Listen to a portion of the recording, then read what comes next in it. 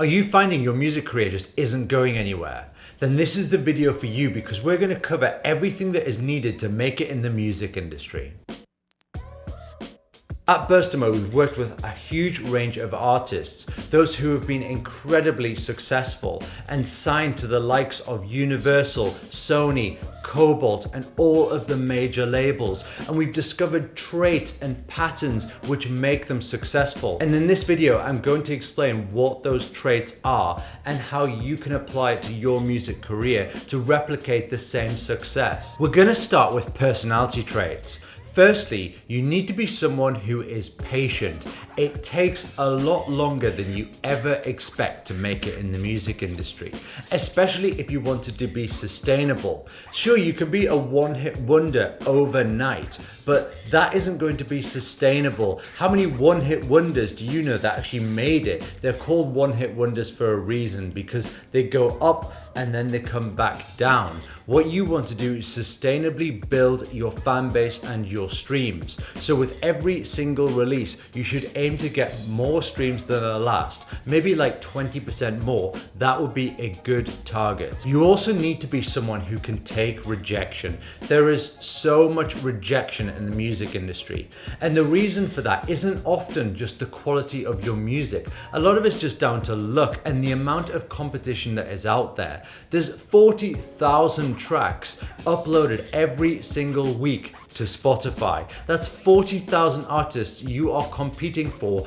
attention and to get fans. So of course you're going to be rejected in some places. If you want to get a little bit of a taste of the rejection, then just go onto Submit Hub and submit your track to some blogs. Some of the rejections you get are absolutely brutal, especially with the feedback which is written from the bloggers themselves. And on the subject of feedback, you need to be someone who takes on feedback. If someone tells you that your track isn't good, there is a high likelihood that your track isn't good. As an artist, you tend to get too close to what you've created. It's only human nature to think that something is actually better than it really is. So find out from third parties what they really think of your track, and don't take on board what your friends and family think, because they will always tell you that your music is good.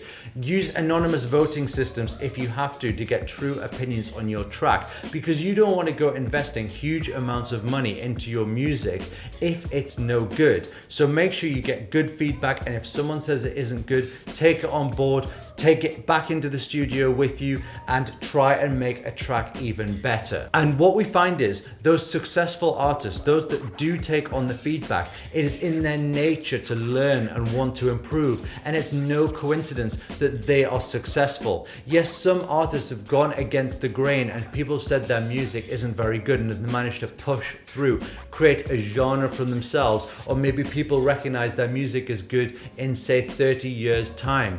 But the majority of the artists we see being successful today is those who take on feedback and will look to improve themselves. And of course, while you're improving yourself, you need to constantly be releasing.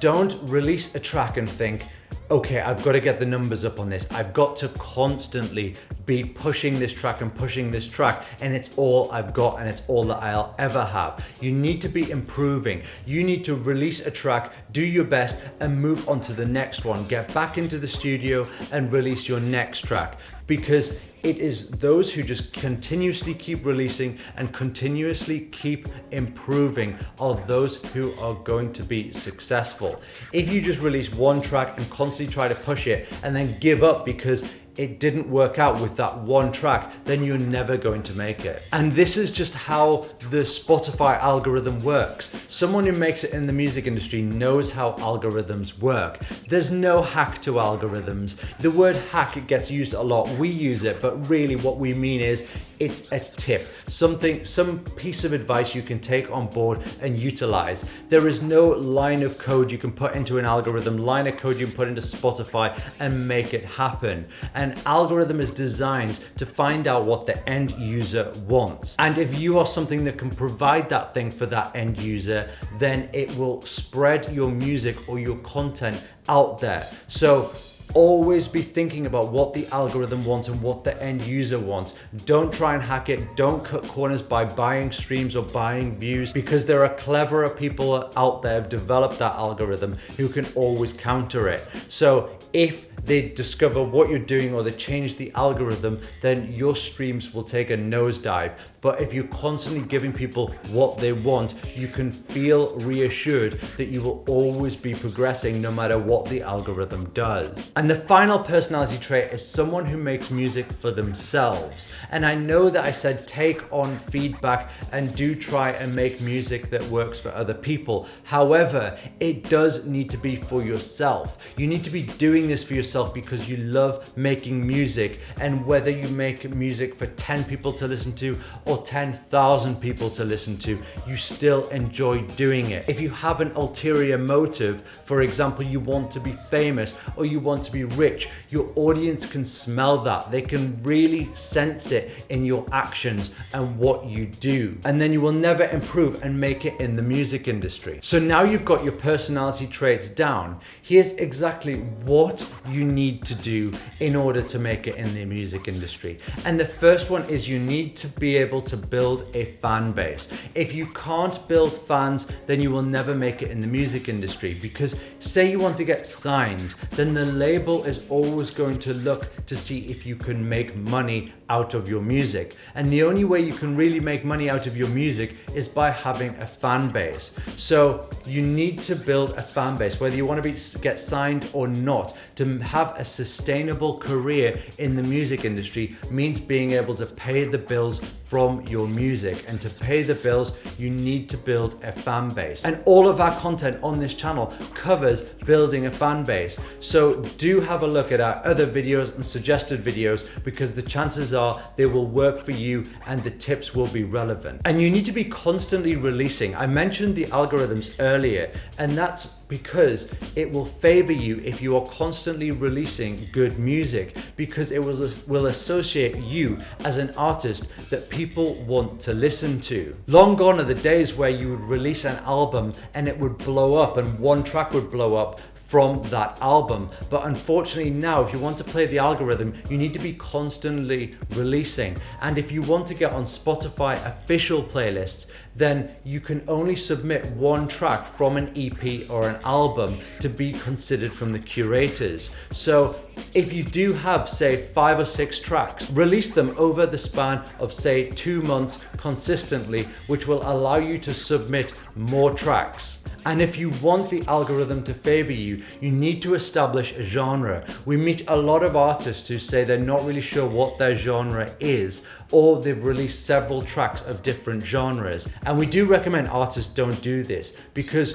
one, the algorithm won't know what genre you are. So say you start with heavy rock and the track takes off, you get 20,000 streams from heavy rock fans, and then you go for more of a pop rock or indie rock vibe, and then it pushes it out on the release radar or discover weeklies of everyone who listened to your last track, and they keep skipping it, and the algorithm will think it's a terrible track. So I know that you want to experiment with different genres, but if you can, try and find a genre and stick to it, especially in the early stages. If you are a bigger artist and you're more established, then yes, you can play around with genres and get away with it, and your fans will come back. But if you keep changing your genre, you'll struggle to build a fan base, because your fans won't know what type of music you are. If someone has just discovered you and you've got several releases of different genres, they won't really know if they like your music or not. And they won't click the follow button on Spotify